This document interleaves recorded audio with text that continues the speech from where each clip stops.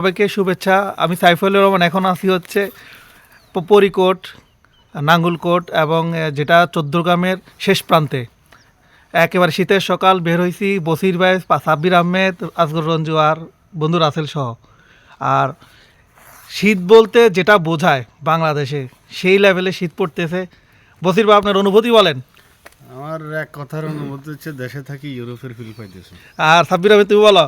আমি সেম, অনেক ভালো লাগতেছে সবাইকে বহুদিন পর একসাথে পেয়ে। আচ্ছা, তুমি তো এর থেকে বেশি শীতে অভ্যস্ত, কিন্তু এই ওয়েদারটা কি তুমি পাও সেখানে? না, এটা টোটালি ডিফারেন্ট। আজকের রঞ্জি, তুমি বলো।